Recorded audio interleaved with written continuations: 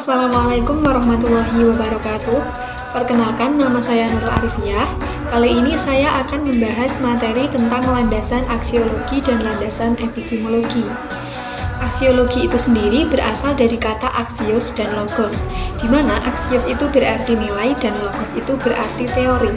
Jadi, aksiologi merupakan teori yang membahas, mengkaji, dan mempelajari hal-hal yang dianggap atau diyakini berharga atau bernilai bagi kehidupan manusia. Kemudian, hal-hal yang dianggap bernilai dalam kehidupan manusia ini dalam kaitannya dengan kajian aksiologi dibagi menjadi 4 kategori. Di antaranya yaitu yang pertama ada nilai etis, yaitu segala sesuatu yang diyakini berharga dalam kaitannya dengan kualitas kebaikan. Nah, nilai etis ini bersifat universal, dalam artian diinginkan dan dibutuhkan oleh semua orang, bahkan semua makhluk hidup. Nah, misalnya ada cinta, kasih sayang, dihargai, diperlakukan adil, ditolong, diterima, dan yang lainnya. Yang kedua ada nilai epistemologi, adalah segala sesuatu yang diyakini berharga dalam kaitannya dengan kebenaran. Misalnya perhitungan benar atau salah dalam matematika. Misalnya 1 tambah 1 sama dengan 2, hal ini adalah suatu kebenaran. Yang ketiga nilai estetis, yaitu segala sesuatu yang diyakini berharga dalam kaitannya dengan rasa, keindahan, dan juga kenikmatan. Misalnya musik, pemandangan, makanan yang lezat, harta benda, dan yang lainnya.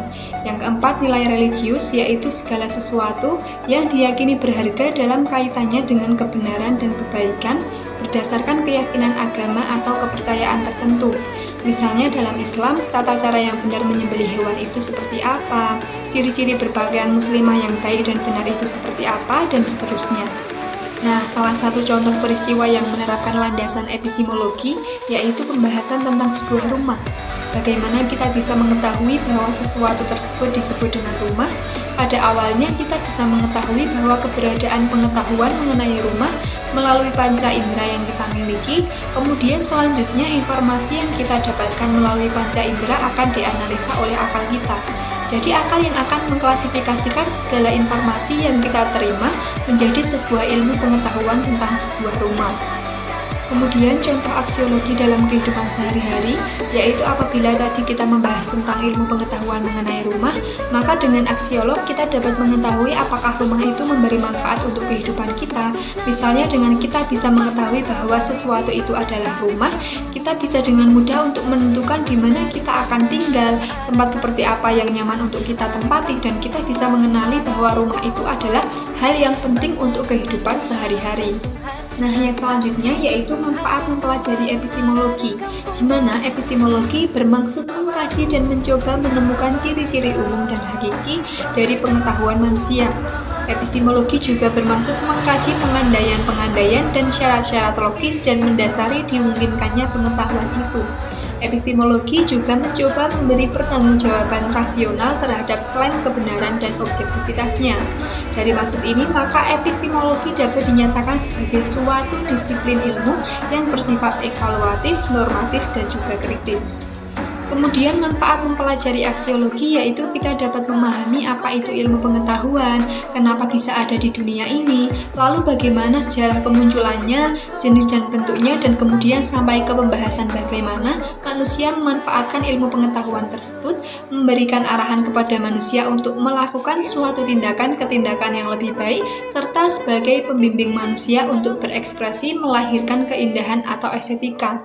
Kemudian bermanfaat juga untuk penggunaan teoritis untuk membangun sumber daya manusia yang memiliki etika dan estetika dalam menilai sesuatu.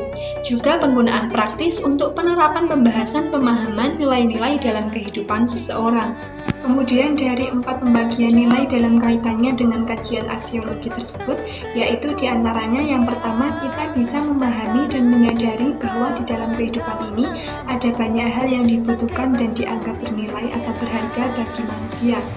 Yang kedua, kita akan sadar pentingnya menghargai orang lain. Yang ketiga, kita bisa memahami waktu dan tempat yang tepat dalam menerapkannya. Di mana keempat nilai tadi, mulai dari nilai etis, epistemologi, estetis, dan religius, semuanya itu penting.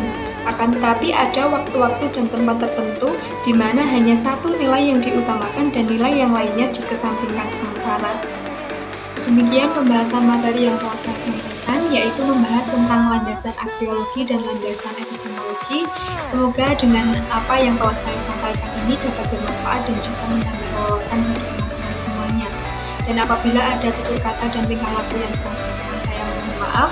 Saya akhiri, wassalamualaikum warahmatullahi wabarakatuh. Terima kasih.